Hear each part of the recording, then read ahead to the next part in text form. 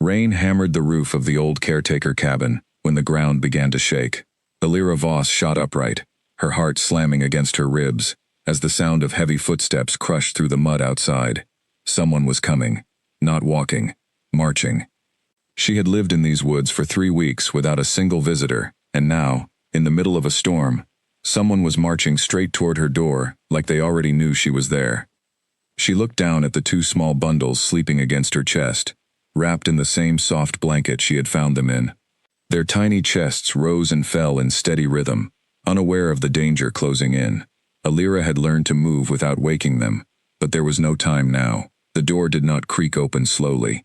It was thrown apart, and the wind rushed in behind a man so large he had to bend his head to fit through the frame. He stood there for a moment, water dripping from his dark hair onto the wooden floor, his eyes scanning the room like he was searching for a weapon, a trap, anything that explained why she was living on land that did not belong to her. His jaw was tight, his shoulders filled the doorway. Everything about him told her to run, but her legs would not move, because moving meant waking the pups, and waking the pups meant crying, and crying meant drawing more attention than she could survive. "You have one chance to explain why you are on Ashford land," he said, his voice low and controlled, the kind of voice that did not need to be raised to feel dangerous. Elira swallowed hard. "I did not know this belonged to anyone.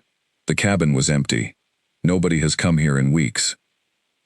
"Nobody comes here because nobody is supposed to be here," he said, stepping further inside, his boots leaving dark prints across the floor. "This cabin belongs to the Ashford pack, and you, whoever you are trespassing on Alpha territory." The word Alpha made her breath catch. She had heard stories about the packs that ruled these northern woods, the kind of stories parents told to keep children away from the tree line after dark. She had never believed the stories were about real men standing in real doorways, men who filled a room simply by existing in it. "I am not here to cause trouble," she said carefully. "I will leave. Just give me a moment to gather my things." He took another step forward, and that was when his eyes finally left her face and dropped to the bundle resting against her chest. His entire body went still, not the stillness of a man deciding what to do next, but the stillness of a man who has just seen something he cannot make sense of. Elira instinctively pulled the blanket tighter around the pups, as if she could shield them from whatever expression had just crossed his face. "Move the blanket," he said, and his voice had changed completely. Gone was the cold authority. What replaced it sounded almost like fear. "Why?" "Move the blanket," he repeated, closer now, close enough that she could feel the heat radiating from him despite the storm outside. Slowly, unsure of what else to do, Elira pulled back the edge of the fabric. 2 small wolf pups lay curled together against her chest, their fur still soft with youth, their tiny paws twitching gently in sleep. One had a patch of silver fur near its left ear. The other had a faint mark along its spine that looked almost like a crescent moon. The man's breath left him in a rush, like he had been struck. "Where did you find them?" he asked, his voice barely above a whisper now. "In the woods. About 3 weeks ago. I heard crying near the river, and when I followed the sound, I found them alone, freezing, barely breathing. There was no one around, no mother, no scent of anyone searching for them. I could not just leave them there." He knelt down in front of her without warning, bringing himself eye level with the sleeping pups, and for the first time since he had entered the cabin, the fierce authority in his posture cracked. His hand hovered over the silver-eared pup, trembling slightly, as though he was afraid that if he touched it, the pup would disappear. "These are my sons," he said quietly. "These are my sons, and I was told they were dead." Elira's mind raced to catch up with what he was saying. "Dead? What do you mean, dead?" "3 weeks ago, our nursery was attacked," he said, his eyes never leaving the pups. "Rogue wolves broke through our northern boundary during a storm, just like this one. By the time our guards reached the nursery, it was destroyed, and my sons were gone. We searched every mile of forest for 2 days. When we found blood and no bodies, we assumed the worst. My mate has not stopped crying since that night. My entire pack has been in mourning." Elira felt the weight of his words settle over her like a second storm. "I never saw any wolves near them. I never heard fighting. I only heard crying, and when I found them, they were alone." He looked up at her then, and the fierce alpha king who had stormed through her door minutes earlier was gone, replaced by a father staring at a woman who was somehow, impossibly, holding his missing children safe against her heart. "My name is Draven Ashford," he said. "I am the alpha of this territory, and 3 weeks ago, I lost everything that mattered to me. Now, I am kneeling in a stranger's cabin, looking at my sons alive and breathing, wrapped in a blanket that is not one of ours." "My name is Alira," she said softly, "and I promise you, I never meant to take anything that belonged to someone else. I only wanted to keep them alive." Draven reached out again, slower this time, and gently touched the silver-eared pup's tiny head. The pup stirred but did not wake, nuzzling closer into the warmth of Alira's chest instead. Something in Draven's expression shifted again, something between relief and disbelief, and a grief so heavy it had nowhere left to go. "They are healthy," he said, almost to himself. "They look healthy." "How is that possible? Wolf pups this young cannot survive weeks without their mother's milk, without pack warmth, without—" "I found a way," Alira said. "I did not know what else to do, so I learned. I fed them goat milk from the farm 2 miles from here. I kept them warm at night. I never let them out of my sight." Draven's gaze lifted from the pups to her face, studying her the way someone studies a puzzle that refuses to make sense. "You are human," he said. "You should not have been able to keep them alive this long without our medicine, without pack magic.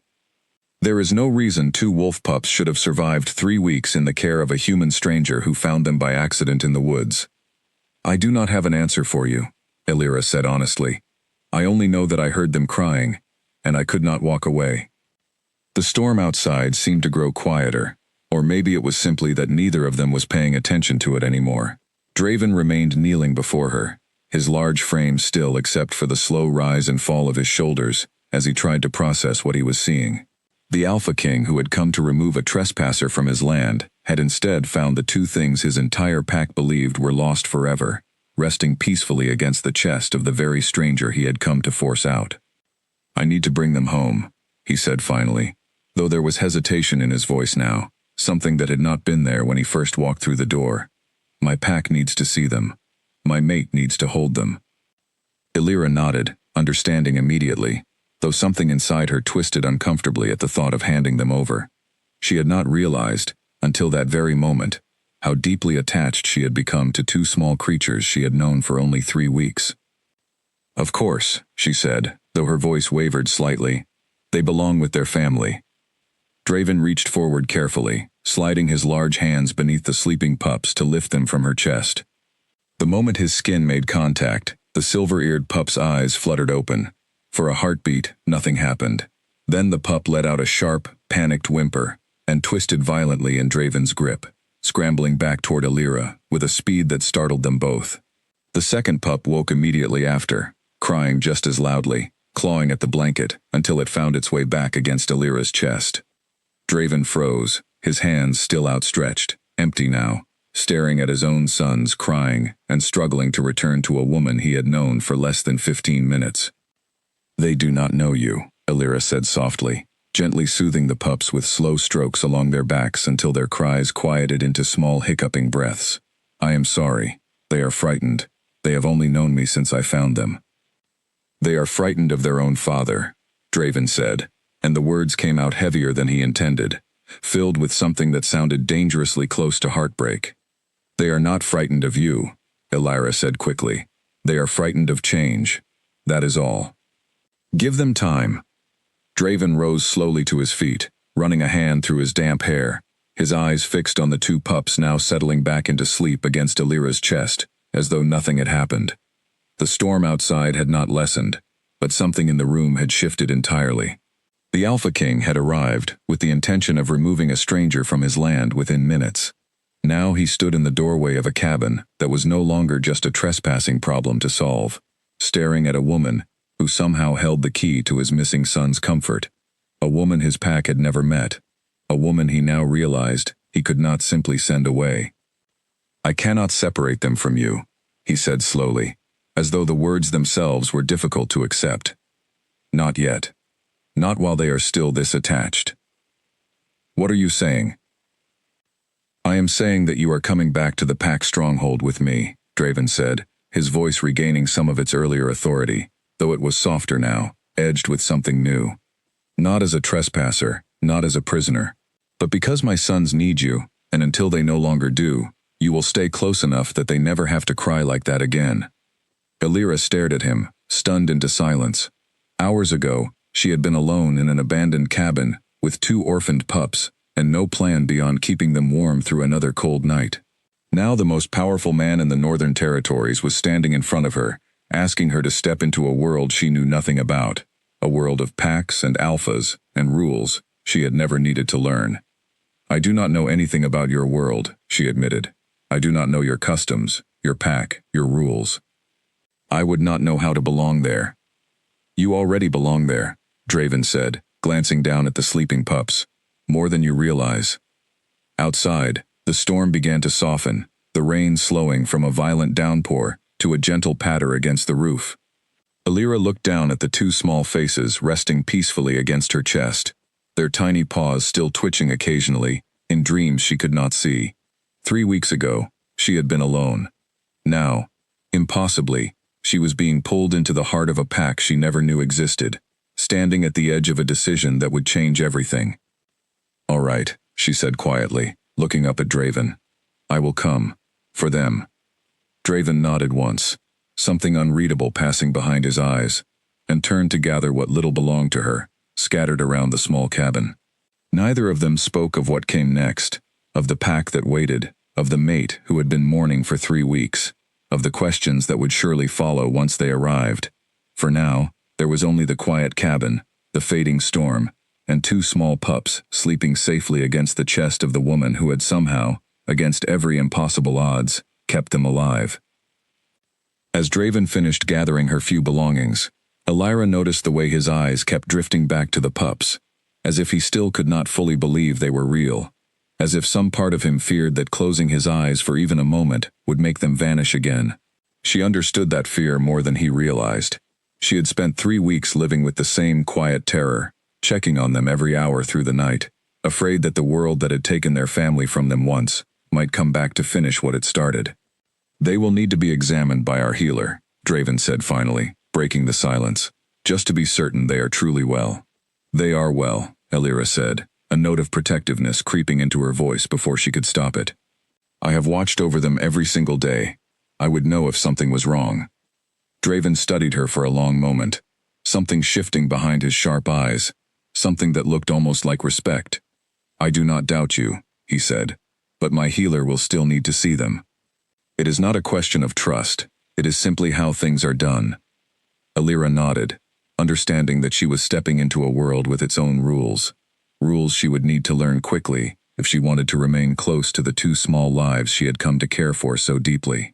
The rain had softened to a light drizzle by the time Draven led her outside, and there, waiting beyond the tree line, stood several large wolves and a handful of pack members on foot, all frozen mid-motion at the sight of their alpha, carrying no news of a removed trespasser, but something far greater. A murmur rippled through the gathered pack the moment they saw the small bundle in Illyra's arms shift and stir. Word had clearly already begun to spread, faster than either of them could have anticipated, and Illyra felt the weight of dozens of unfamiliar eyes settle onto her all at once. She held the pups a little closer, her heart pounding, unsure of what waited for her beyond the tree line, in a world she had never asked to enter but somehow could no longer imagine leaving behind. Draven walked beside her, his presence steady and unshaken despite the shock rippling through his own pack, and for the first time since he had thrown open the cabin door with fury in his eyes, Illyra realized that whatever came next, she would not be facing it alone. The stronghold rose out of the mist like something carved from the mountain itself, stone walls climbing higher than any building Illyra had ever seen, torches burning along the walkways despite the fading storm. She had imagined something rustic, something hidden, but what stood before her was closer to a fortress than a village. Every step closer made her stomach tighten further, and the weight of the eyes following her only grew heavier as they crossed through the gates. Do not let their stares unsettle you, Draven said quietly beside her, his voice low enough that only she could hear it over the murmuring crowd. They are not used to seeing a human walk through these gates carrying 2 of our own. They are not used to seeing anything like this happen at all, Elira replied, glancing down at the pups still nestled safely against her chest, finally beginning to stir from their long sleep. Neither am I. Before they could reach the main hall, a woman came running from the direction of the healer's quarters, her dark hair loose and wild around her shoulders, her eyes wide with a desperate hope that made Elira's chest ache just looking at her. She stumbled to a stop several feet away, staring at the small bundle in Elira's arms, as though she did not trust her own eyes. "Draven," the woman whispered, her voice cracking. "Tell me this is real. Tell me I am not imagining this." "It is real, Leora," Draven said gently, stepping toward her. "They are alive, both of them." Leora's knees nearly buckled, and Draven caught her before she could fall, holding her steady as sobs shook through her entire body. Elira stood frozen, unsure of what to do, watching the raw grief and joy collide across the woman's face. This was Draven's mate. This was the mother who had spent 3 weeks mourning children she believed she would never see again, and now those children were resting peacefully in the arms of a stranger she had never met. "Where were they?" Leora asked, pulling back slightly, her eyes finally lifting to meet Elira's. "Who found them?" "This is Elira," Draven said. "She found them in the woods the night of the attack. She has kept them alive and healthy ever since." Leora's expression shifted through a dozen emotions in the span of a few seconds, disbelief giving way to something that looked almost like fear, then softening into something Elira did not expect at all. Gratitude, raw and overwhelming, filled the space between them, as Leora stepped closer, her hands trembling as she reached toward her sleeping sons. "May I?" she asked, her voice barely above a whisper. Elira nodded, carefully shifting the blanket so Leora could see both pups clearly, though she felt an unexpected tightness in her chest as she prepared to hand them over. She had told herself this moment was coming, had known it the second Draven explained who the pups truly belonged to, but knowing something and feeling it settle into her heart were two very different things. The moment Leora's hands touched the silver-eared pup, it stirred, opening its eyes halfway before letting out a soft, confused whimper. It did not cry the way it had with Draven, but it also did not settle immediately, its small paws pressing against Leora's arms, as if searching for something familiar that was not quite there yet. "He does not recognize me," Leora said softly, heartbreak flickering across her face. "He is only confused," Elira said quickly, trying to offer comfort even as her own heart ached from an emotion she could not fully name. "He has not seen anyone but me for 3 weeks. Give him time. He will remember. He will learn." Leora looked up at her, studying her with an intensity that made Elira want to look away, but she held her gaze steady, refusing to let her own nerves show. Finally, something in Leora's expression softened, and she nodded slowly, cradling her son a little closer despite his uncertain whimpers. "Thank you," Leora said, her voice thick with emotion. "You saved my children. I do not have words large enough to repay what you have done." "You do not need to repay me," Elira said. "I only did what anyone would have done." "No," Draven said quietly, stepping closer, his eyes meeting Elira's with an intensity that caught her off guard. "Not anyone would have done what you did. Not anyone could have kept them alive this long, this healthy, this well cared for. What you did was not ordinary. I do not yet understand how you managed it, but I intend to find out." A ripple of murmurs spread through the gathered pack members standing at a respectful distance, watching the reunion unfold with a mixture of relief and open curiosity, directed squarely at Elira. She could feel the weight of their unspoken questions pressing against her, the same questions circling through every mind gathered in that courtyard. How had a human woman, alone in the woods, managed to keep 2 wolf pups alive, when even trained healers within the pack struggled to save pups, without the aid of pack magic and communal warmth? "Come," Draven said, gesturing toward the main hall. "The healer should examine them properly, and you as well, Elira. You have been through more than anyone should have to endure alone."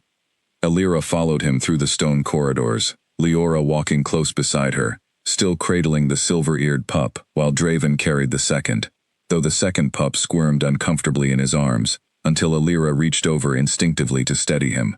Draven glanced at her, something unreadable passing behind his eyes, but he said nothing, simply adjusting his hold until the pup settled. The healer's quarters smelled of dried herbs and something faintly metallic that made Alira's nose wrinkle slightly. An older woman with silver, streaked through dark hair, looked up from her workstation, her sharp eyes immediately locking onto the pups before shifting to study Alira with open curiosity. "So the rumors are true," the healer said, setting down the items in her hands. "I am Ines. I have served this pack for over 30 years, and I have never seen anything quite like what I am looking at right now." "They are healthy," Alira said again, feeling the need to defend herself before any accusations could be made. "I have watched over them every day." "I do not doubt that," Ines said, moving closer to examine the pups more carefully, her hands gentle and practiced as she checked their eyes, their small paws, the steady rhythm of their breathing. "What I doubt is how you managed it. Wolf pups this young require pack bonding to regulate their body temperature and their emotional stability. Without it, they typically weaken within days, sometimes hours. Yet here they are, 3 weeks later, showing no signs of the deterioration I would expect." "I kept them warm," Alira said. "I held them constantly. I never let them sleep without contact." Ines paused, her eyes narrowing thoughtfully, as she looked between Alira and the 2 pups. "You held them constantly," she repeated slowly. "Skin contact, continuous warmth, continuous presence. Yes." "That is remarkably close to what our own pack mothers do," Ines said, almost to herself. "Though it should not have been enough on its own. There is usually more required. A bond, a connection beyond simple physical care." Draven, who had been standing quietly near the door, stepped forward at this. "What are you suggesting?" "I am not certain yet," Ines said carefully, "but I would like to run further examinations, if Alira permits it. Something about this situation does not follow the patterns I know, and I do not believe in coincidences when it comes to matters like this." Alira felt a flicker of unease settle in her chest, though she nodded her agreement regardless. She had nothing to hide, nothing beyond the truth she had already shared. But something in Ines's tone suggested there was more to uncover here than a simple story of a woman finding lost pups in the woods. As Ines began her examination, Draven moved to stand beside Alira, his presence steady despite the tension building in the room. "You look exhausted," he said quietly, studying the shadows beneath her eyes, the tension in her shoulders that had likely been there far longer than the last hour alone. "I have not slept properly in 3 weeks," Alira admitted. "Every time I closed my eyes for too long, I worried something would happen to them." "You do not need to worry any longer," Draven said. "You are within pack walls now. Nothing will happen to them here." "That is easy for you to say," Alira replied, a hint of sharpness creeping into her voice despite her exhaustion. "You have an entire pack to protect them. I only had myself." Draven's expression shifted, something like guilt flickering behind his sharp eyes. "You are right," he said after a moment. "I did not mean to diminish what you have done. You kept my sons alive, when an entire pack of trained warriors could not even find them. That is not a small thing, Alira. I will not forget it." The sincerity in his voice caught her off guard, softening the edge of frustration that had begun building inside her. She glanced toward the pups, now settled comfortably in Leora's and Ines's careful hands, finally beginning to relax under the gentle examination. "What happens now?" Alira asked, turning back to Draven. "You said I would stay close to them, but I do not know what that means within a place like this." "It means you will have quarters here, within the stronghold," Draven said, "close enough to the pups that they can adjust without unnecessary distress. It means you will be under the protection of this pack for as long as you remain, and it means there will be questions. From my council, from the pack members who do not yet understand the situation. I will not pretend that will be easy." "I did not expect any of this to be easy," Alira said honestly. A faint, almost imperceptible smile touched the corner of Draven's mouth, gone as quickly as it appeared, but Alira caught it nonetheless. "No," he agreed. "I do not suppose you did." Ines finished her examination a short while later, straightening up with a thoughtful expression that revealed little about her conclusions. "They are healthy," she confirmed finally. "Remarkably so, given everything they have endured. I would like to speak with Alira further, when time allows, about the details of how she cared for them these past weeks. There may be something valuable to learn here, something that could help this pack in the future." Draven nodded his agreement, though his eyes lingered on Alira with an expression she could not quite decipher, something between curiosity and cautious respect. Leora, still holding her son close, looked up at Alira with eyes still glistening from earlier tears. "Whatever the council decides, whatever questions arise," Leora said softly, "know that you will always have my gratitude. You gave me back what I thought I had lost forever." Alira nodded, throat tight with emotion. She had not expected to feel so strongly. She had come into these woods weeks ago, seeking nothing more than solitude, a quiet place to disappear from a world that had never felt like it wanted her in it. Instead, she had found two small lives that needed her, and now she stood inside the walls of a powerful pack, surrounded by strangers, who looked at her with a mixture of suspicion and gratitude she did not fully understand. As the group finally began to disperse, arrangements made for Alira's temporary quarters near the nursery, she found herself standing alone, for a brief moment in the healer's quarters, staring down at her own hands, the same hands that had held two frightened, freezing pups on a stormy night weeks ago. She had no way of knowing then how far that single choice would carry her, how deeply it would tangle her fate with a world of alphas and packs she had never imagined becoming part of.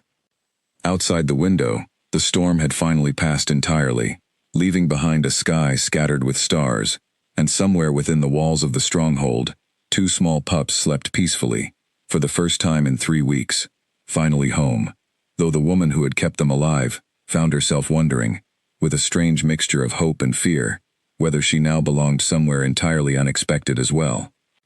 Alira woke to the sound of low voices arguing somewhere beyond her door, sharp and urgent, though carefully hushed, as if the speakers did not want to be overheard. She sat up quickly in the unfamiliar bed, disoriented for a moment, before the events of the previous night settled back into her memory. The stronghold, the pups, Draven. She swung her legs off the bed and crossed to the door, pressing her ear against the wood without meaning to eavesdrop, though the urgency in the voices made it impossible to ignore. "You cannot be serious, Draven," a man's voice said, tight with disbelief. "You brought a human woman inside these walls, gave her quarters near the nursery, and now you expect the council to simply accept this without question." "I expect the council to accept the truth in front of them, Corwin," Draven's voice replied, calm but firm. "My sons are alive because of her. That is not a small matter to dismiss. It is not dismissal to ask how a human survived alone in our territory for 3 weeks without detection, caring for 2 wolf pups that should have required far more than what she claims to have provided," Corwin countered. "Something about this does not sit right with me." Alira's stomach twisted uncomfortably as she listened, understanding now that the suspicion she had sensed the previous night ran deeper than simple curiosity. She stepped back from the door, unsure whether to open it and face the conversation directly or wait until it passed.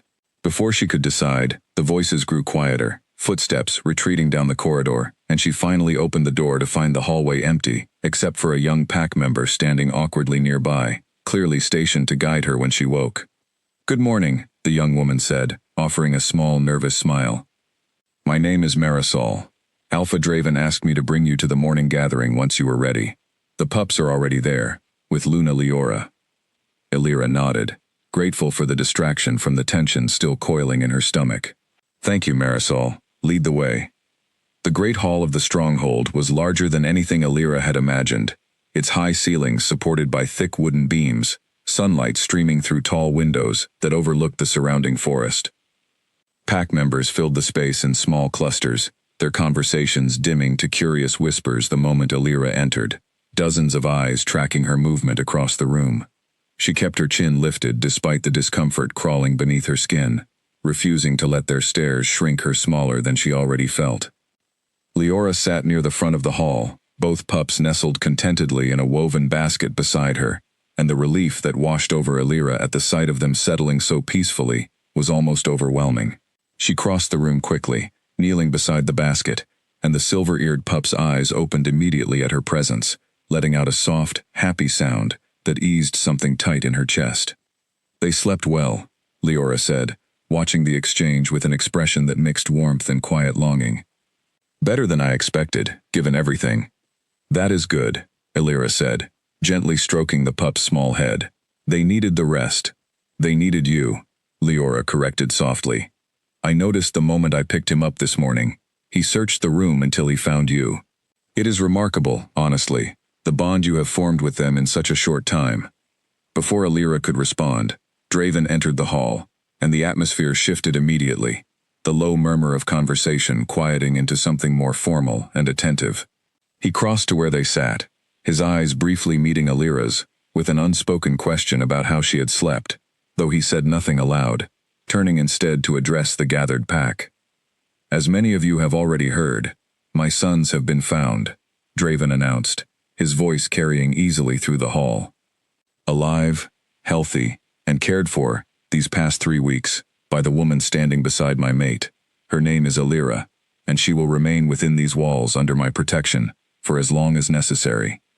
A ripple of reaction moved through the crowd, some faces softening with visible relief and gratitude, others remaining carefully guarded, watching Alira with an assessment she could feel pressing against her skin like a physical weight. Near the front of the gathering, a broad-shouldered man with sharp, calculating eyes stood with his arms crossed, and Alira recognized the voice immediately as the one she had overheard arguing with Draven earlier that morning. "With respect, Alpha," Corwin said, stepping forward slightly. "The Council would like the opportunity to speak with Alira directly, to better understand the circumstances of how she came to find the pups, and how she managed to keep them alive under conditions our own healers consider nearly impossible for a human to replicate." Draven's jaw tightened almost imperceptibly, though his voice remained steady. "The Council may ask their questions, but I will remind everyone gathered here that Alira is a guest under my protection, not a suspect standing trial." "Of course," Corwin said smoothly, though his eyes lingered on Alira with an intensity that made her skin prickle. "We simply wish to understand fully, Alpha.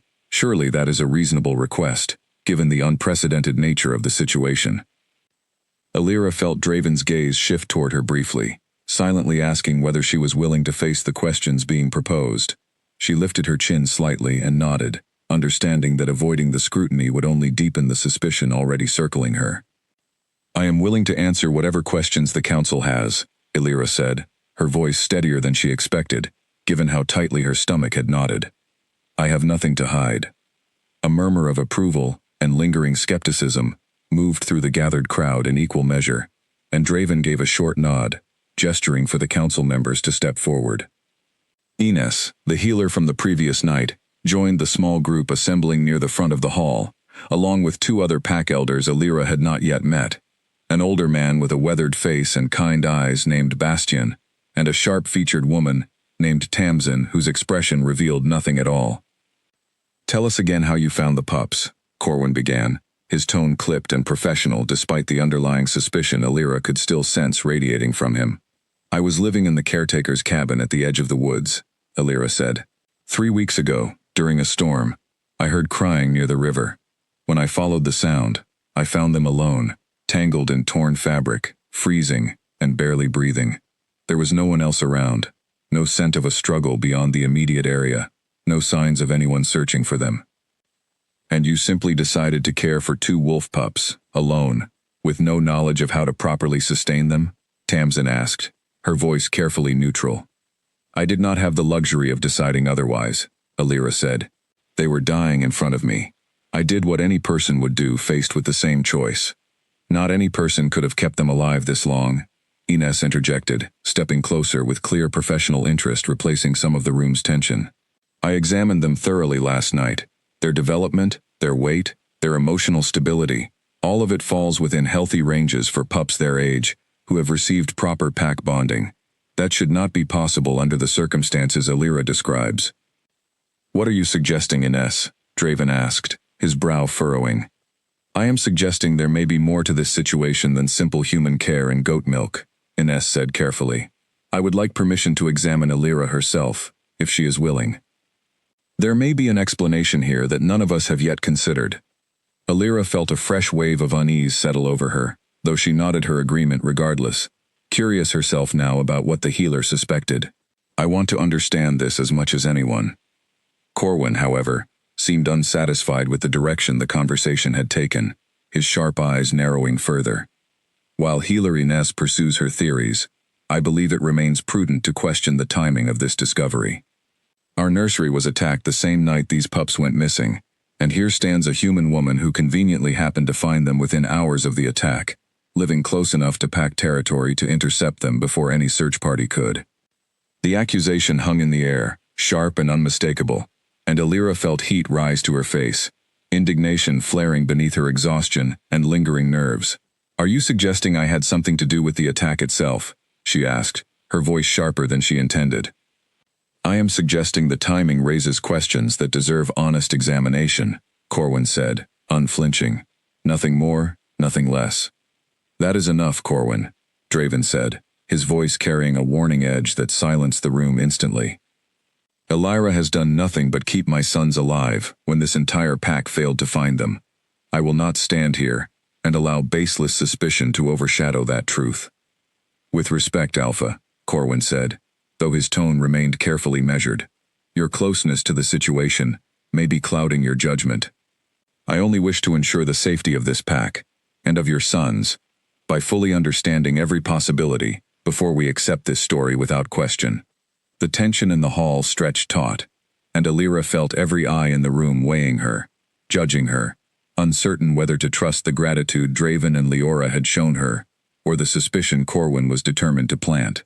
She glanced down at the two pups still resting peacefully in their basket, utterly unaware of the storm brewing around them, and something inside her steadied at the sight, a quiet reminder of exactly why she had chosen to walk through the gates of this stronghold in the first place. "I understand the suspicion," Alira said finally, addressing the room directly. "If I stood in your position, hearing this story for the first time, I might question it too. But I have told you the truth, exactly as it happened, and I am willing to answer any question, undergo any examination, that will help put those doubts to rest. I did not come here seeking anything beyond helping two helpless creatures survive. I have no interest in deceiving this pack or harming anyone within it." Silence settled over the hall for a long moment, broken finally by Bastian, the older council member who had remained quiet throughout the exchange. "I believe her," he said simply. "There is truth in her eyes, and desperation born of that night still lingers there as well. I have seen enough liars in my years to recognize the difference."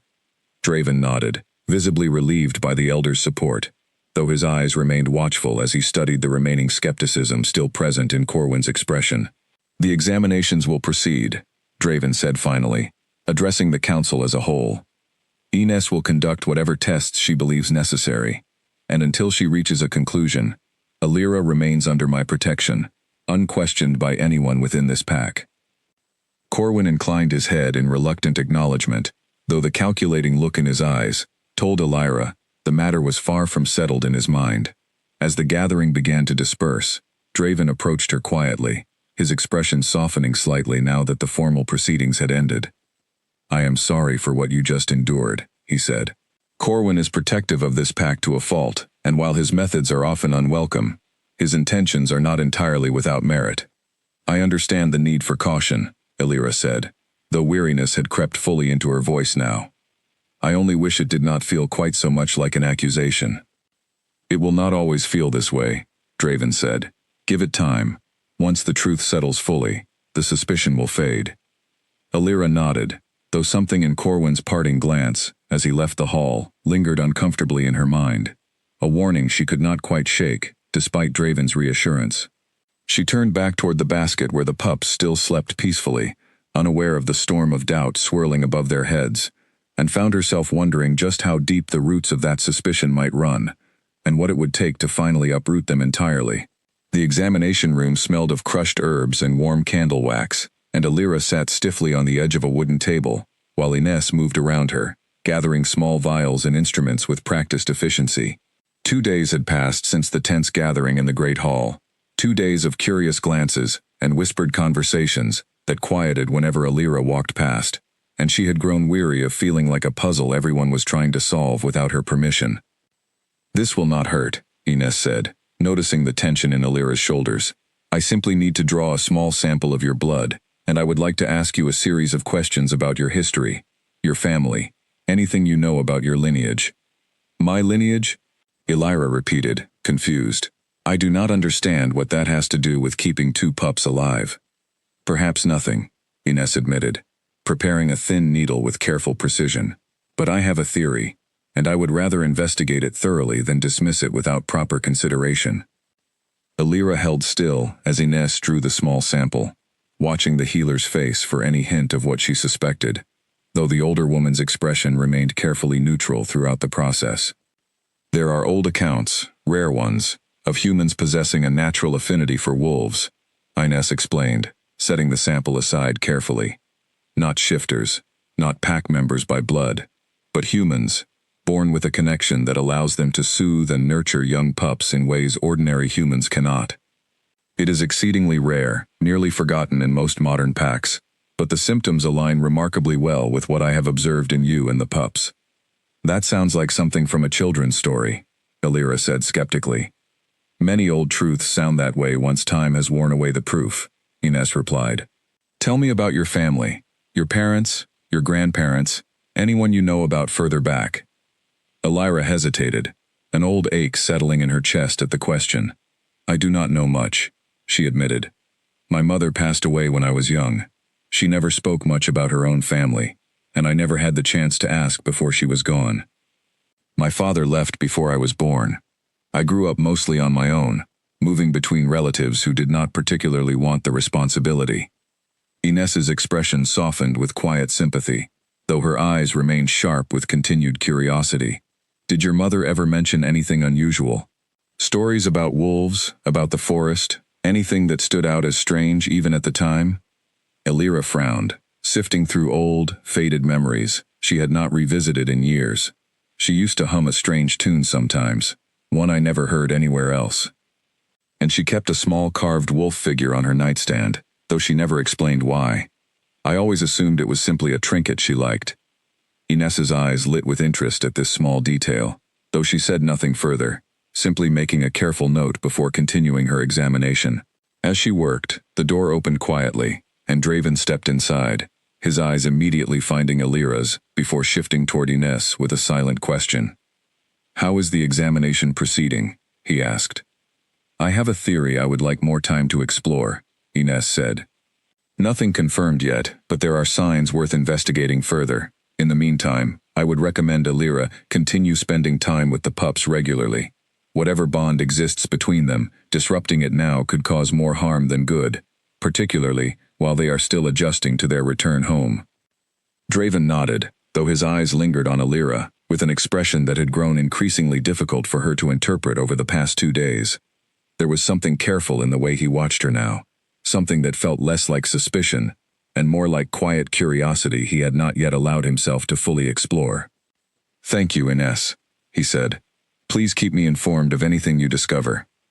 As Ines gathered her things and stepped out to process the sample, Draven remained behind, studying Alira with an intensity that made her shift slightly under his gaze.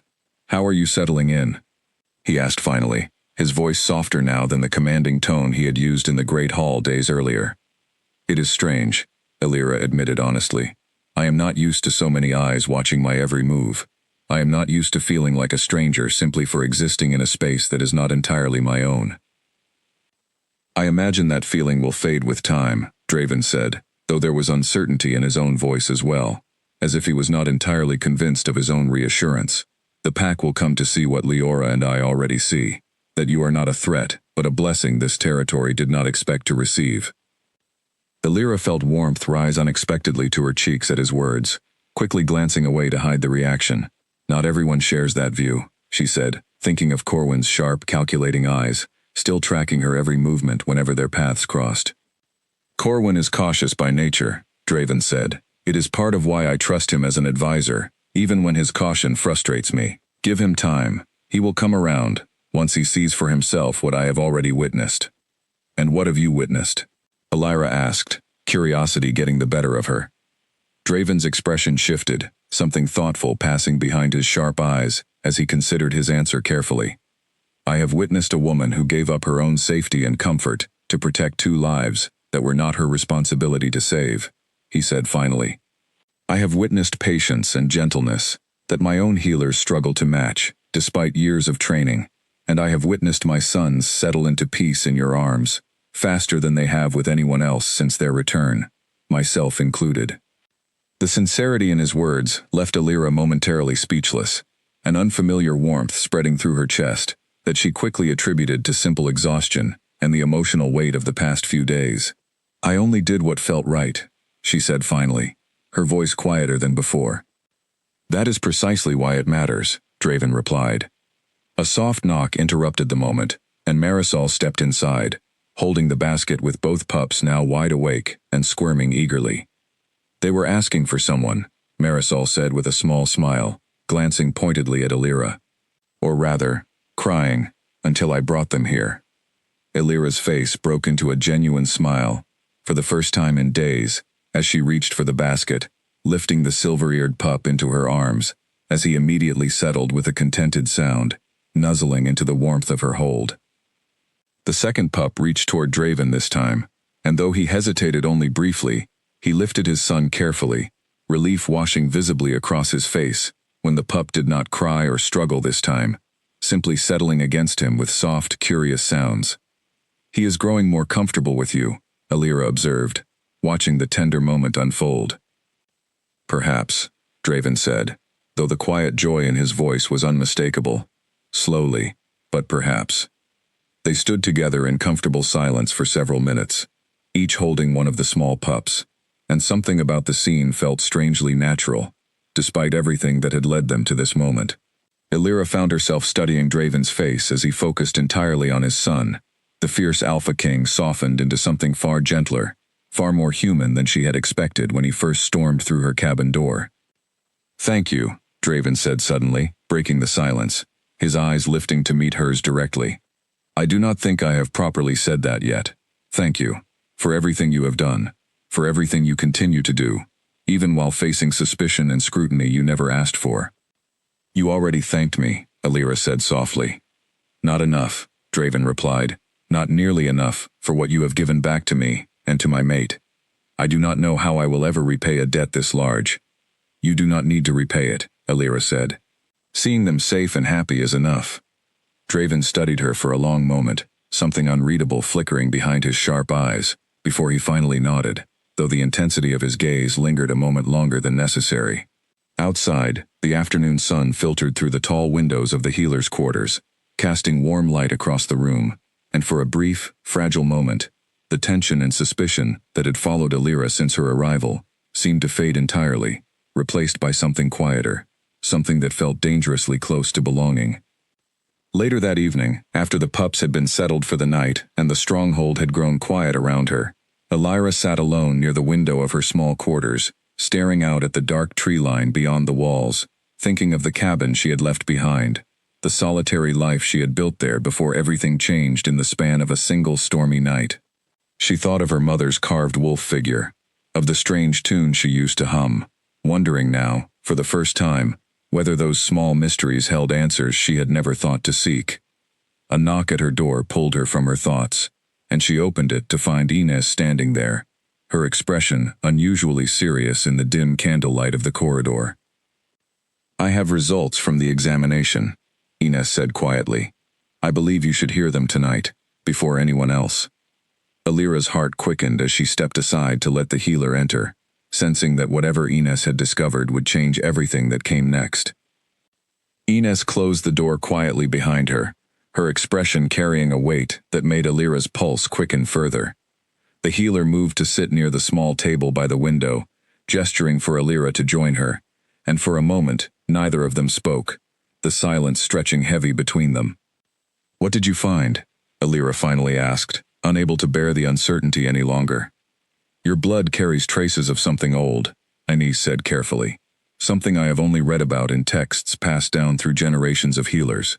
Never something I expected to witness firsthand. There is a bloodline, nearly extinct now, of humans who once lived alongside wolf packs centuries ago, bonded so closely to them that their bodies developed a natural ability to calm, nurture, and protect young pups, even without pack magic of their own. Are you saying I am descended from something like that?" Alira asked, disbelief coloring her voice. "I am saying the evidence strongly suggests it," Inez said. "The tune your mother used to hum, the wolf figure she kept. These were not simple coincidences, Alira. They were fragments of a heritage she may not have fully understood herself, or perhaps chose not to share, for reasons we may never know. Elira sat back, trying to absorb the weight of what she was being told. Her entire life, she had felt like an outsider everywhere she went, never quite belonging anywhere, drifting between relatives who saw her as a burden rather than family. The idea that some deeper truth had been hidden within her all along, unknown even to herself, left her feeling both unmoored and strangely, cautiously hopeful. "What does this mean, practically?" Elira asked. "Does it explain how I kept them alive?" "It explains a great deal," Ines said. "Your natural connection to them would have provided a form of comfort and stability, similar to what pack bonding offers, enough to sustain them through those critical weeks when they needed it most. It also explains why they responded to you so quickly, so deeply, in a way that goes beyond simple gratitude for care given." "Does Draven know?" Elira asked. "Not yet," Ines said. "I wanted you to hear it first, to have time to process it, before it becomes information the entire council discusses and dissects. This discovery will change how this pack views you, Elira, and I wanted to give you the chance to prepare for that, in whatever way you need." Elira appreciated the healer's consideration, though the weight of the revelation still sat heavily in her chest. "Will this satisfy Corwin's suspicion?" she asked, half hopeful. "It should ease it considerably," Ines said, "though I suspect Corwin will find new concerns to raise regardless. Some men are simply built to question everything, regardless of the evidence placed in front of them." A soft, tired laugh escaped Elira, despite the heaviness of the moment, and Ines offered a small, understanding smile in return. "I will share this with Draven tomorrow," Ines continued, "unless you would prefer to tell him yourself." Elira considered this for a moment, before nodding slowly. "I think I would like to tell him myself," she said. "This feels like something I should share directly." "That seems fitting," Ines agreed, rising from her seat. "Get some rest tonight, Elira. Tomorrow will likely bring more questions than answers, but at least now you carry the truth of your own history, something no one can take from you regardless of what comes next." After Ines left, Elira remained by the window for a long while, staring out at the moonlit forest beyond the stronghold walls, turning the revelation over and over in her mind. She thought of her mother again, wondering what secrets she had carried silently through her own life, what fears or reasons had kept her from ever explaining the significance of the carved wolf figure, or the strange, haunting tune she used to hum during quiet evenings. Grief mixed with something unfamiliar, a fragile thread of connection, to a heritage she had never known existed, and Elira found herself wishing, more than she had in years, that her mother was still alive, to answer the questions, now crowding her mind. The following morning, Elira found Draven in the training yard, watching several pack members spar beneath the early sunlight, his expression thoughtful and distant. He noticed her approach immediately, turning to greet her with the careful warmth that had become familiar between them over the past several days. "You look like you did not sleep well," he observed, studying the shadows beneath her eyes. "I have a great deal on my mind," Elira admitted. "Ines shared her findings with me last night." Draven's expression sharpened with immediate attention, gesturing for her to walk with him away from the training yard toward a quieter section of the stronghold grounds. What did she discover? Elira relayed everything Ines had explained, watching Draven's expression shift through surprise, curiosity, and finally, something that looked almost like quiet wonder as the pieces fell into place. When she finished, he remained silent for a long moment, processing the weight of what she had shared. "This explains so much," he said finally. "The way my sons responded to you immediately, the way you managed to sustain them under conditions that should have been impossible. It was never simply coincidence or luck." "It still feels overwhelming," Elira admitted. "I spent my entire life believing I had no family history worth knowing, and now I discover a piece of my heritage connects me to your world in a way I never imagined possible." "Perhaps that heritage was waiting for the right moment to reveal itself," Draven said thoughtfully. "Perhaps you were always meant to find my sons that night, whether either of us understood why at the time." Elira glanced up at him, caught off guard by the quiet sincerity in his voice, the way his sharp eyes softened when they met hers. "That sounds like something out of an old story," she said, echoing her earlier skepticism toward Ines's theory, though her voice carried less doubt this time. "Perhaps some old stories carry more truth than we give them credit for," Draven replied, a faint smile touching his mouth. They walked in comfortable silence for a while longer, the tension that had followed Alira since her arrival, beginning to ease slightly beneath the weight of this new understanding. When they finally reached the edge of the training yard again, Corwin approached, his expression carrying the same guarded skepticism he had shown since the beginning, though something in his posture seemed slightly less rigid than before. "I heard about Inez's findings," Corwin said, addressing Alira directly for the first time since the tense gathering days earlier. "It is a compelling explanation, if true." "It is true," Draven said firmly, before Alira could respond. "I do not doubt Inez's expertise," Corwin said carefully. "I simply believe caution remains warranted, regardless of what bloodline theories suggest. This pack has survived through careful vigilance, not blind trust." "Your vigilance has been noted, Corwin," Draven said, an edge of impatience creeping into his voice. "But there comes a point where continued suspicion becomes an insult rather than protection." Corwin's jaw tightened slightly, though he inclined his head in reluctant acknowledgement. "Of course, Alpha," he said. "I only wish to serve this pack's best interests, as I always have." As Corwin walked away, Alira glanced at Draven, noting the lingering tension still visible in his shoulders. "He does not trust me," she said quietly. "Not fully, regardless of what Inez discovered."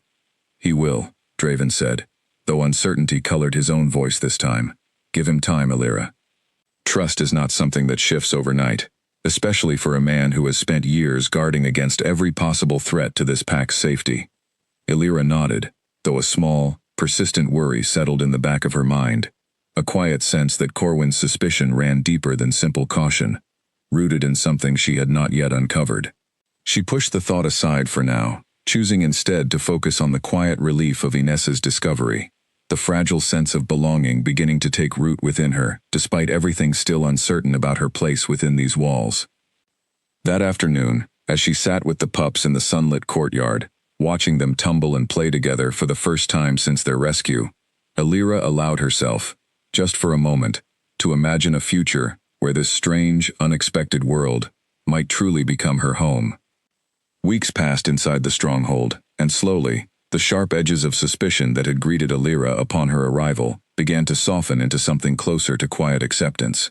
The pups grew stronger each day, their small bodies filling out with health, their laughter, or the closest thing wolf pups had to laughter, echoing through the stone corridors whenever Alira carried them through the halls.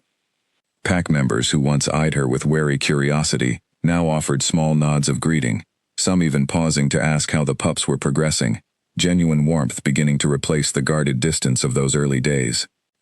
Alira had settled into a rhythm within the stronghold that felt increasingly natural, though never entirely without its challenges.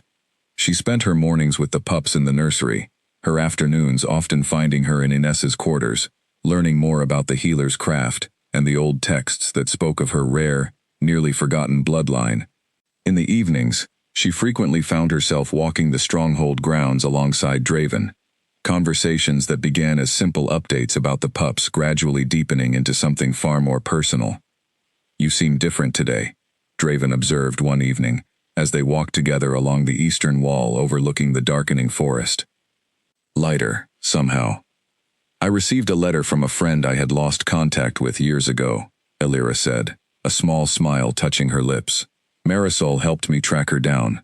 It felt good, reconnecting with a piece of my old life, even while building something entirely new here."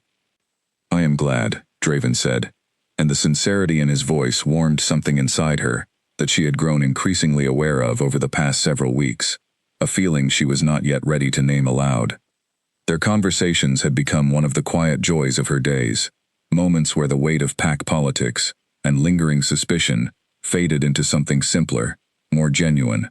Draven, she had discovered, carried far more depth than the fierce, commanding Alpha King who had stormed into her cabin weeks earlier. He spoke of his responsibilities with quiet weariness sometimes, of the weight of leading a pack through uncertain times, of the fear that had nearly consumed him the night his sons disappeared. "I do not think I ever properly explained what that night was like for me," Draven admitted one evening, his voice low as they stood together, watching the sunset paint the sky in deep shades of orange and violet. Searching every mile of forest, finding nothing but silence and destruction, believing I had failed the two people I was meant to protect above all else. I have led this pack through difficult times before, but nothing prepared me for that particular grief. You do not need to explain it, Alira said softly. I think I understood, the moment I saw your face in the cabin doorway, exactly how much weight you were carrying. Draven turned to look at her then, something unguarded flickering behind his sharp eyes, an intensity that made her breath catch slightly despite herself. You have carried far more weight than anyone should reasonably ask of you, he said. And yet you have never once complained, never once resented the circumstances that brought you here. I do not resent them, Alira said honestly. Strange as it sounds, I think I have found something here I did not know I was searching for. The words hung between them, heavier with meaning than either of them had quite intended to reveal. And for a long moment, neither spoke, the quiet tension stretching between them in a way that felt both fragile and undeniably real. Draven finally broke the silence, his voice quieter than before. Alira, I need to tell you something, and I am uncertain of how you will receive it. You can tell me anything, she said, her heart beginning to race, despite her attempt to remain calm. These past weeks, watching you with my sons, speaking with you like this, Draven said carefully, I have found myself looking forward to these conversations more than I probably should. I have found myself thinking of you, long after we part ways each evening, wondering how you are settling, wondering if there is anything I could do to make this new life easier for you. Alira's heart pounded loudly in her chest as she absorbed his words, hardly daring to believe what she was hearing. Draven, she began, unsure of exactly what she wanted to say. Before she could finish, however, a sharp cry rang out from the direction of the nursery, cutting through the quiet evening air with unmistakable urgency. Both of them turned immediately, the tender moment shattering instantly beneath a surge of fear as they broke into a run toward the sound. They arrived to find Leora standing near the nursery entrance, her face pale with distress, while Marisol knelt nearby, checking the pups with trembling hands. What happened? Draven demanded, his voice sharp with barely controlled panic. Someone was here, Leora said, her voice shaking. I stepped away only for a moment, and when I returned, the pups were crying, and this was left beside their basket. She held out a small, torn piece of fabric, dark with something that made Alira's stomach twist uncomfortably. Draven took it carefully, his expression hardening into something dangerous as he examined the fabric closely. This is wolf fur, he said grimly, not from anyone within our pack. The same markings from the attack weeks ago, Ines said, arriving quickly and kneeling to examine the pups herself, relief flooding her expression as she confirmed they remained unharmed. Whoever attacked the nursery originally may have returned or sent a message that they intend to. Alira felt cold dread settle over her as she gathered the still frightened pups into her arms, their small bodies trembling against her chest as they finally began to calm beneath her familiar touch. Draven's expression had shifted entirely now, the tender vulnerability of moments earlier replaced by fierce, protective fury. I want guards doubled around the nursery immediately, he ordered, his voice carrying the full weight of his authority. No one enters without explicit permission, and I want to know exactly how someone breached our walls without detection. As pack members scrambled to follow his commands, Draven turned back to Alira, his expression softening slightly despite the tension still radiating from him. Are you all right? He asked, his eyes searching hers with genuine concern. I am fine, Alira said, though her voice trembled slightly as she held the pups closer. They are frightened, but unharmed.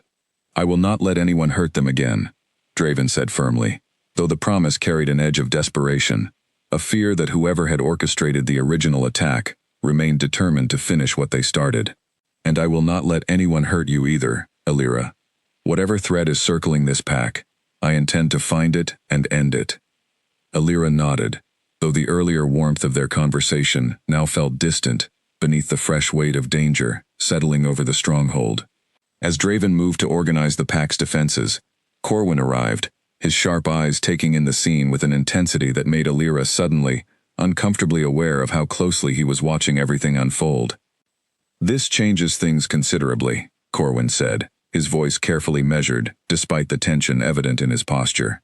Whoever attacked the nursery originally clearly remains a threat, and I believe it is worth considering whether their return is connected in any way to Alira's presence here. Explain yourself, Corwin, Draven said, his voice sharp with warning. I only mean that we should consider every possibility, Corwin said carefully, including whether Alira's arrival here has somehow drawn renewed attention to the pups, whether intentional or not. Alira felt the accusation settle heavily over her once again, the fragile trust she had spent weeks building suddenly feeling precarious beneath fresh suspicion. Draven's jaw tightened visibly, though before he could respond, Ines stepped forward, her expression firm. Alira has done nothing to invite this threat, Ines said firmly. If anything, her presence has protected these pups far more effectively than anyone else within this pack managed to. I suggest we focus our efforts on discovering who truly orchestrated tonight's intrusion, rather than casting suspicion on the woman who has kept these children alive against impossible odds. Corwin's expression remained skeptical, though he said nothing further, simply inclining his head, before turning to assist with the heightened security measures now being implemented throughout the stronghold. Draven remained beside Alira, his expression torn between the fierce protectiveness of a father determined to guard his sons, and the quiet concern of a man beginning to care deeply for the woman standing beside him. I promise you, Alira, he said quietly, whatever threat is circling this pack, we will uncover it together. You are not alone in this, regardless of what suspicion Corwin continues to raise.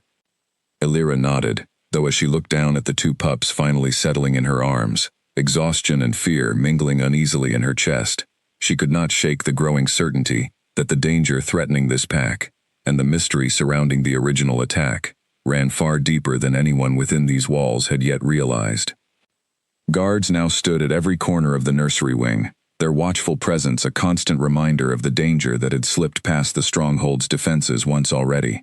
Alira found herself sleeping lightly in the days that followed, waking at the smallest sound, her body remembering old habits from the weeks she had spent alone in the cabin, protecting the pups without anyone else to rely on. Now, surrounded by an entire pack sworn to their safety, she still could not fully release the tension coiled tightly in her shoulders.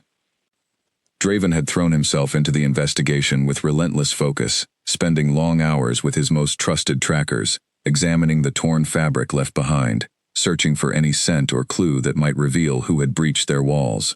Alira saw him only briefly most days now, exhausted and preoccupied, though he always made a point to check on her and the pups before continuing his search, his concern for their safety never wavering despite the demands pulling him in every direction.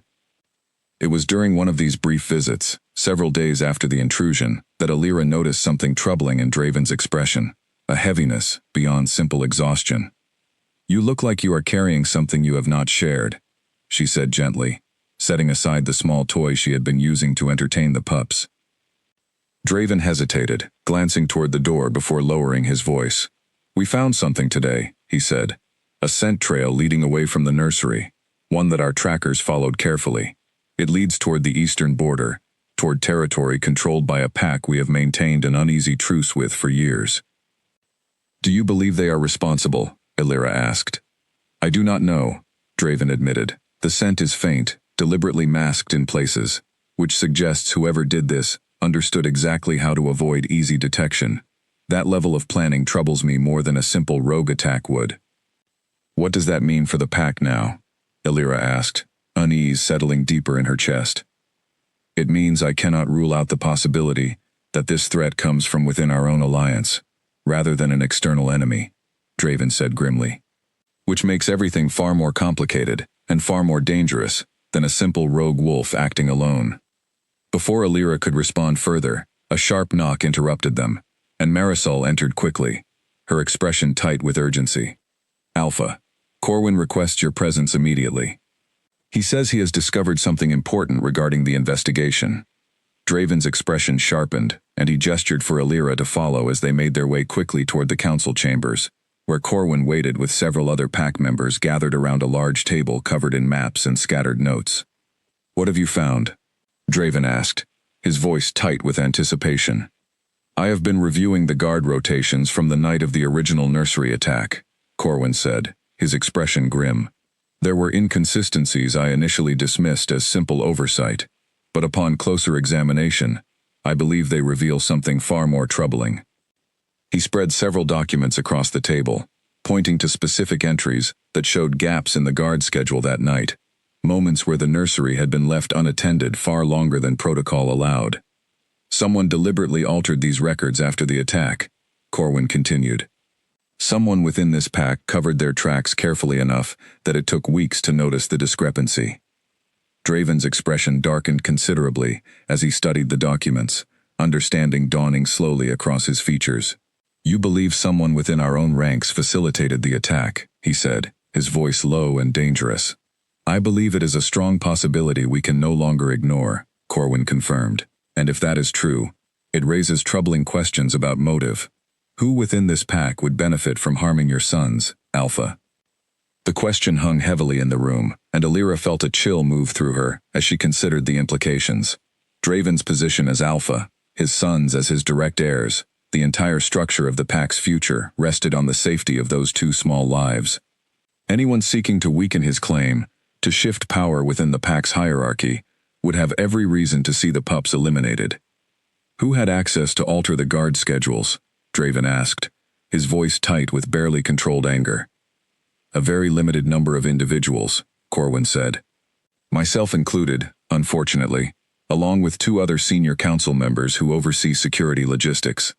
Then we investigate all of them, thoroughly, without exception, Draven said firmly. I will not allow personal loyalty to blind us to the possibility of betrayal within our own walls. As the council began discussing the logistics of the investigation, Alira found herself studying the gathered faces carefully, wondering which among them might harbor secrets dangerous enough to nearly cost 2 innocent lives. Her eyes settled briefly on Tamsin, the sharp-featured council member who had remained largely silent throughout every gathering since Alira's arrival, her expression unreadable as always. Later that evening, as the council meeting finally dispersed, Alira found herself walking alongside Ines through the quiet corridors, the weight of the day's revelations settling heavily over both of them. Do you have any suspicions? Alira asked quietly. I have my concerns, Ines admitted carefully, though I would rather not speculate without proper evidence. Accusations within a pack carry serious consequences, and I have seen what unfounded suspicion can do to trust that took years to build. Alira nodded, though she could not shake the unease settling deeper into her chest with each passing hour. As they reached the nursery, she found Leora sitting quietly beside the pups, her expression distant and troubled. I keep thinking about who could want to harm my sons, Leora said softly, not looking up as Alira approached. I have lived within this pack my entire life. I trusted every person who now falls under suspicion. It is difficult to imagine any of them capable of something so cruel. I am sorry, Alira said gently, sitting beside her. This must be incredibly difficult to face, on top of everything else you have already endured.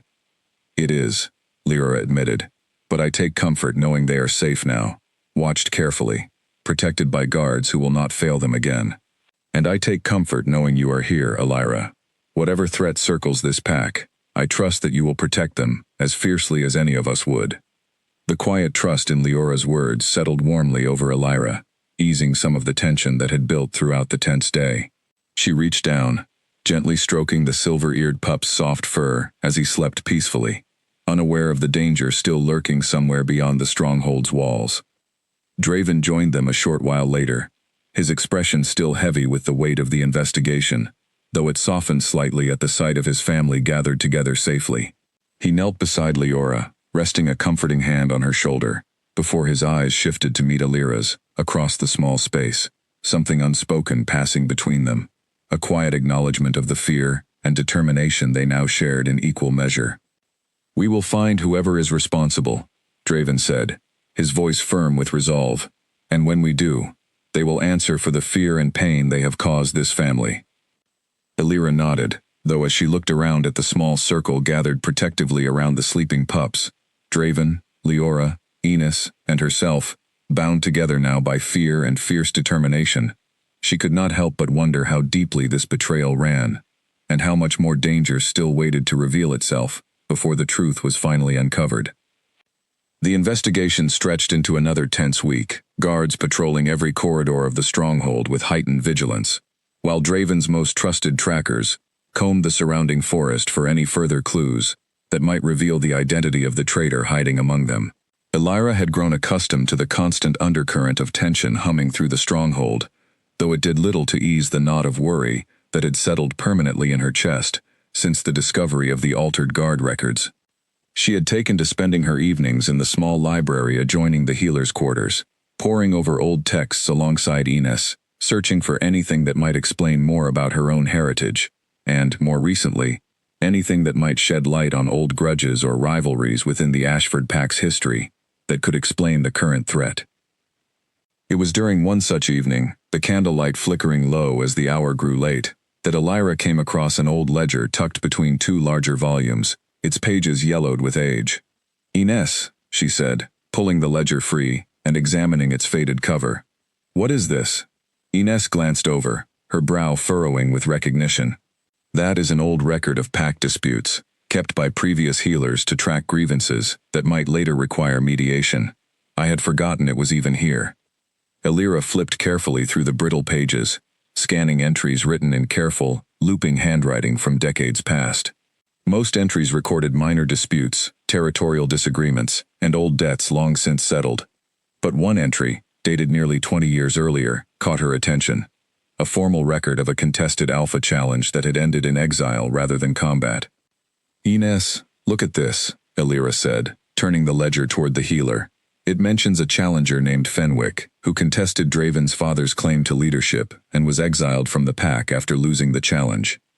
It says here his family was stripped of their standing within the pack hierarchy as punishment for the attempted coup." Ines leaned closer, reading the entry with growing interest. "I remember hearing whispers of this, though I was quite young at the time and never learned the full details. If Fenwick's descendants still harbor resentment over that old exile, it could provide a motive worth investigating." "Do you know what happened to his family after the exile?" Elira asked. "I am not certain," Ines admitted. "Though I believe some members may have remained within the pack under diminished standing, rather than leaving entirely. It would be worth researching further." The following morning, Elira brought the ledger to Draven, who studied the old entry with a grim expression, as understanding began to settle over his features. "I remember hearing stories about this as a child," he said slowly. "My father rarely spoke of it directly, though I recall tension whenever the name Fenwick was mentioned in passing." "Do you know if any of his descendants remain within the pack?" Elira asked. Draven's expression sharpened suddenly, a realization dawning across his face that made Elira's stomach tighten with anticipation. "Corwin," he said quietly. "Corwin's mother was a Fenwick, before she married into a different family line to escape the stigma of the exile." The revelation hung heavily in the room, and Elira watched as Draven's expression shifted through disbelief, betrayal, and finally a cold, controlled fury that reminded her sharply of the man who had first stormed through her cabin door weeks earlier. "I trusted him," Draven said, his voice tight with restrained anger. "I trusted him, with the security of this entire pack." "We do not know for certain that he is responsible," Elira said carefully, though even as she spoke the words, doubt colored her own voice. "It could simply be coincidence." "Perhaps," Draven said, though his tone suggested he did not believe it, "but it is a connection worth investigating immediately, discreetly, before he has any indication that we suspect him." Over the following days, Draven and Ines worked carefully to gather further evidence, cross-referencing old pack records with Corwin's more recent activities, searching for any additional connection that might confirm their growing suspicion. Elira found herself drawn increasingly into the investigation as well, her sharp memory for detail proving useful as they pieced together a timeline of events leading up to the original nursery attack. It was during a quiet evening walk through the stronghold grounds, several days into their careful investigation, that Elira noticed Corwin standing near the eastern wall, speaking in low, urgent tones, with a figure she did not recognize, someone dressed in unfamiliar clothing that marked them as an outsider to the pack. She paused instinctively, drawing back into the shadows of a nearby archway, watching the exchange with growing unease. The stranger passed something small to Corwin, a folded piece of parchment, before disappearing quickly into the darkness beyond the wall. Corwin glanced around cautiously, before tucking the parchment into his coat and making his way back toward the stronghold's interior, his expression tense and guarded. Elira's heart pounded as she hurried to find Draven, relaying what she had witnessed with barely contained urgency. Draven's expression hardened immediately, his hand instinctively moving to the hilt of the blade he always carried at his side. "This confirms our suspicions," he said grimly. He is receiving communication from outside the pack, likely coordinating with whoever helped orchestrate the original attack. What do we do now? Ilara asked. We confront him, Draven said, tonight, before he has any further opportunity to act against my family. Gathering Enos and several of his most trusted guards, Draven made his way toward Corwin's private quarters, Ilara following closely behind, despite the danger she knew the confrontation might carry. They found Corwin exactly where Ilara had seen him retreat to, the folded parchment still visible on the table before him, and his expression shifted immediately from surprise to cold resignation the moment he saw the group gathered in his doorway. Explain yourself, Corwin, Draven said, his voice carrying the full, dangerous authority of an alpha confronting betrayal within his own ranks. Corwin's shoulders sagged slightly, though his eyes remained sharp and unrepentant as he studied the group before him. I wondered how long it would take you to uncover the truth, he said quietly. Longer than I expected, honestly, given how carefully I covered my tracks. Why? Draven demanded, his voice tight with barely controlled fury. Why would you orchestrate an attack against my own sons? Your father exiled my family decades ago, stripped us of everything we once held, all because my grandfather dared to challenge his claim to leadership through legitimate means, Corwin said, bitterness sharpening his every word. I spent my entire life proving my loyalty to this pack, rebuilding what your family destroyed, only to watch you inherit a position that should have belonged to my bloodline generations ago. So you sought to weaken my claim by harming innocent children, Draven said, disgust evident in his voice. I sought to create an opening, Corwin admitted coldly, an opportunity for the pack to question your ability to protect your own family, your own future. I never intended for the pups to die, only to be removed long enough to create doubt in your leadership. And when Ilara found them and kept them alive? Draven asked. That complicated matters considerably, Corwin said, his eyes flickering briefly toward Ilara, with something between resentment and grudging respect. I had not anticipated a human stranger interfering so effectively with my plans.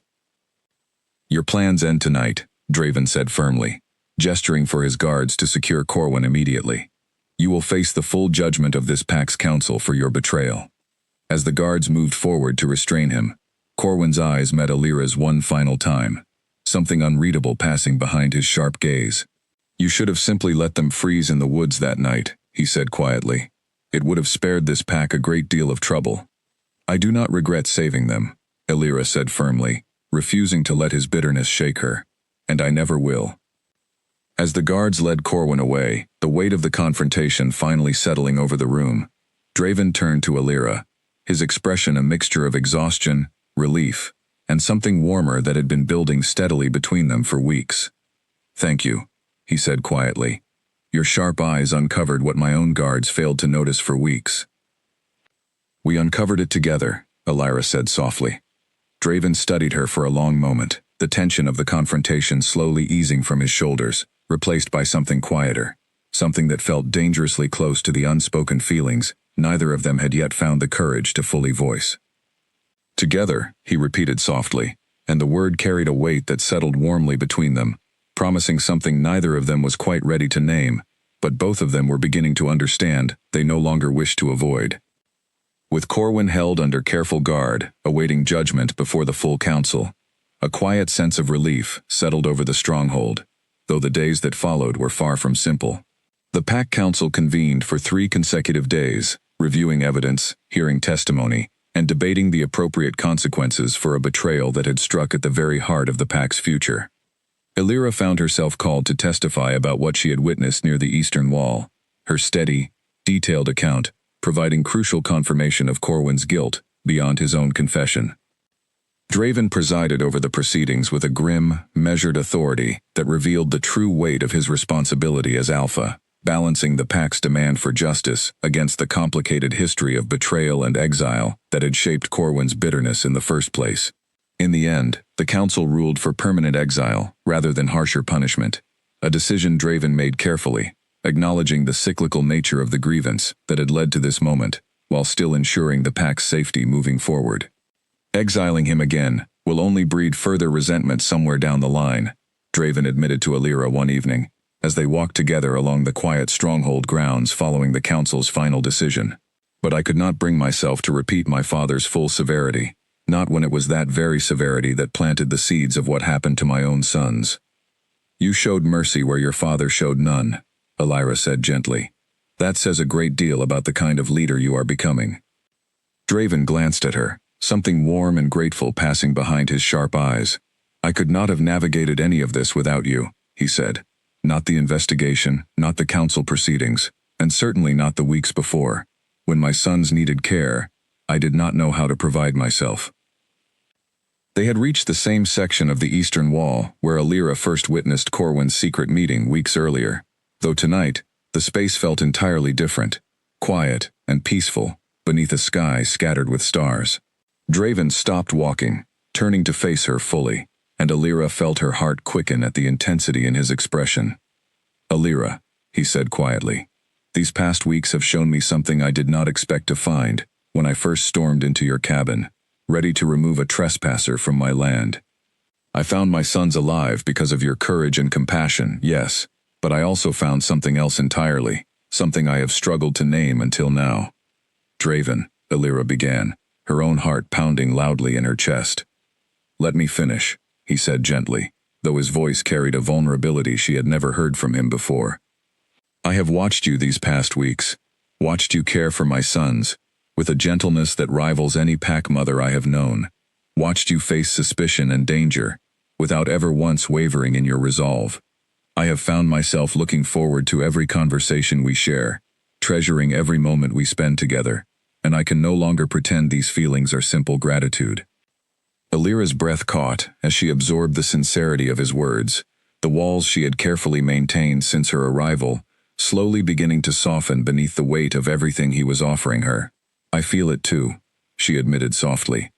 I have felt it building for weeks now, though I was uncertain whether it was appropriate to hope for something more, given everything else happening around us. There is nothing more appropriate than hope, Elira, Draven said, stepping closer, his hand reaching to gently cup her face. You have given my family everything. My sons' lives, the truth about a betrayal that could have destroyed us, slowly from within, and a sense of warmth within these walls that I feared had been lost forever the night of the attack. What are you asking me, Draven? Elira asked, though she already sensed the answer building between them. I am asking you to stay, he said simply, not as a guest under my protection, not as a temporary caretaker for my sons, but as someone permanently woven into the fabric of this family, this pack, this life. I am asking if you would consider becoming my mate, Elira, bonded to me and to my sons for the rest of our lives together. The weight of his words settled over her, and Elira felt tears prick unexpectedly at her eyes, overwhelmed by the enormity of what he was offering, the life he was inviting her to build alongside him, after everything that had brought them to this moment. She thought of the cabin she had left behind, the solitary existence she had built out of necessity rather than choice, and the family she had never truly known she was searching for, until two small pups had cried out for help on a stormy night weeks ago. Yes, she said softly, her voice trembling with emotion. Yes, Draven, I will stay. I will become your mate, and I will love your sons as fiercely as if they were my own, for as long as you will have me. Draven's expression broke into a smile unlike any she had seen from him before, relief and joy mingling freely across his features as he pulled her gently into his arms, holding her close beneath the quiet stars scattered above the stronghold.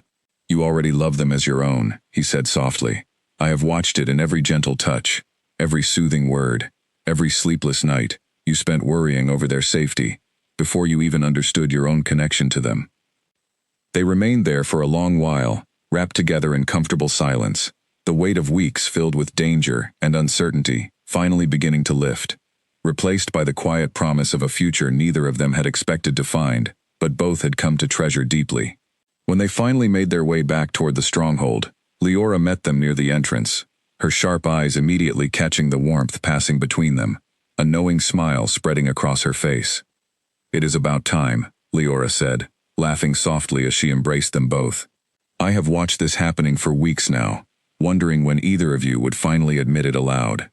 News of the union spread quickly through the pack in the days that followed, and Alira found herself welcomed with a warmth entirely different from the guarded suspicion that had greeted her arrival weeks earlier.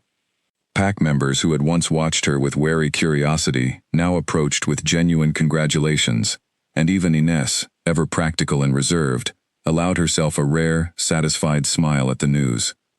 "I suspected something like this might unfold," Ines admitted, helping Alira prepare for the small bonding ceremony that would soon formalize her place within the pack. "The moment I confirmed your bloodline connection, I wondered whether fate had guided your path here for more reasons than simply saving the pups." "I never imagined my life leading here," Alira said, smiling as she looked out toward the courtyard, where the pups now played freely, their small forms tumbling across the grass beneath the watchful eyes of pack members who had come to adore them as much as their own parents did. "Life rarely follows the path we imagine," Ines said wisely. "Often, it leads us somewhere far better than anything we could have planned ourselves." As the day of the bonding ceremony approached, Alira found herself reflecting often on the storm that had brought her to this moment, the terrified cries she had followed through the darkened woods weeks earlier, the choice she had made without hesitation to protect two helpless lives, regardless of the cost to herself. She had never imagined that single choice would lead her here, standing on the edge of a new family, a new home, and a love she had never dared to hope for. The morning of the bonding ceremony arrived beneath a sky so clear and bright, it felt as though the entire world had conspired to celebrate alongside the pack. Alira stood in the small chamber adjoining the great hall, watching Marisol carefully arrange the soft, pale fabric of the ceremonial dress the pack seamstresses had prepared for her, delicate embroidery along the sleeves depicting intertwined wolves that symbolized unity and belonging. "You look beautiful," Marisol said, stepping back to admire her work, genuine warmth shining in her eyes. "I do not think this pack has seen a bonding ceremony celebrated with such joy in many years." "I still cannot quite believe this is happening," Alira admitted, studying her reflection in the small mirror propped against the wall. "Weeks ago, I was alone in a cabin, uncertain of my next meal, let alone anything resembling a future. Now, I am preparing to become the mate of an alpha king. Fate has strange ways of finding the path we were always meant to walk," Marisol said gently, echoing the sentiment Ines had shared days earlier. A soft knock interrupted them, and Leora entered, carrying the two pups, now noticeably stronger and more energetic than the fragile, frightened creatures Alira had first discovered weeks ago. They squirmed eagerly at the sight of her, and Alira laughed softly, kneeling, despite the delicate fabric of her dress, to greet them properly. "They insisted on seeing you before the ceremony began," Leora said, smiling warmly as she watched the pups nuzzle affectionately against Alira. "I do not think they would have settled otherwise. I would not have wanted to begin this day without them," Alira said, gently stroking their soft fur. "They are the reason I am here at all." Leora's expression softened further, gratitude and affection mingling openly across her face. "You have given this family more than you will ever fully understand, Alira. Not just my sons' lives, but a sense of wholeness I feared we had lost entirely after that terrible night. Thank you for everything, and welcome, truly, to this family." Emotion tightened Alira's throat as she embraced Leora carefully, mindful of the pups still nestled between them. When they finally separated, Marisol gently reminded them that the ceremony would soon begin, and Alira took a steadying breath, preparing herself for the moment that would formally bind her future to Draven's, to the pack, to the two small lives that had led her here in the first place. The great hall had been transformed for the occasion, sunlight streaming through the tall windows to illuminate garlands of wildflowers woven along the wooden beams overhead. Pack members filled the space, their earlier suspicion long replaced by genuine celebration, and as Alira entered, a hush fell over the gathered crowd, followed quickly by warm murmurs of approval and admiration. Draven stood waiting near the front of the hall, dressed in formal attire that emphasized the commanding presence he carried so naturally, though his expression as she approached held none of the fierce authority she had first encountered weeks ago. Instead, his eyes shone with open affection and quiet wonder, as though he still could not quite believe the path that had led them both to this moment. "You look radiant," he said softly as she reached him, his hand reaching to gently take hers. "I feel radiant," Alira admitted, smiling, despite the nervous flutter still present in her chest. The pack elder, overseeing the ceremony, stepped forward, beginning the traditional words that would formally bond them together, words steeped in generations of pack history and tradition. Elira listened carefully, repeating the vows when prompted, her voice steady despite the emotion swelling within her chest, as she pledged herself to Draven, to his sons, and to the pack that had become her home in ways she never could have anticipated. When the ceremony reached its final moment, Draven gently placed a woven cord around her wrist, the traditional mark of a bonded mate within the pack, while Elira did the same for him, the symbolic gesture sealing their union before the entire gathered community. The hall erupted into warm cheers and applause as they were formally declared bonded, and Elira felt tears of pure joy slip freely down her cheeks as Draven pulled her close, their first kiss, as mates sealing the promise they had made to one another. The celebration that followed stretched long into the evening, the great hall filled with laughter, music, and the warm chatter of a pack finally at peace after weeks of uncertainty and danger. Elira found herself surrounded by well-wishers throughout the evening, pack members who had once regarded her with wary suspicion, now embracing her fully as one of their own, their earlier doubts entirely dissolved beneath the truth of everything she had given this family. Ines approached late in the evening, offering a rare, warm smile as she embraced Elira carefully. "I am proud to have played a small part in uncovering the truth of your heritage," she said, "though I suspect fate would have found a way to bring you here regardless, given everything that has unfolded since that stormy night." "Thank you, Ines," Elira said sincerely, "for your patience, your wisdom, and your willingness to look beyond suspicion toward the truth." As the evening wound down, Elira found herself standing alone briefly, near the tall windows overlooking the moonlit forest beyond the stronghold walls, reflecting on the impossible journey that had brought her to this moment. She thought of the frightened cries that had first drawn her through the storm weeks ago, the fragile lives she had fought so desperately to protect, never imagining that single choice would lead her toward a family, a home, and a love she had never dared to hope for. Draven joined her quietly, wrapping his arms gently around her from behind, resting his chin softly against the top of her head as they both gazed out at the peaceful forest beyond. "Regretting anything?" he asked softly, a teasing warmth evident in his voice. "Not for a single moment," Elira replied, leaning back contentedly into his embrace. "I came into these woods searching for solitude, and instead, I found an entire family waiting for me, one I never knew I needed, until the moment I held those pups against my chest for the very first time."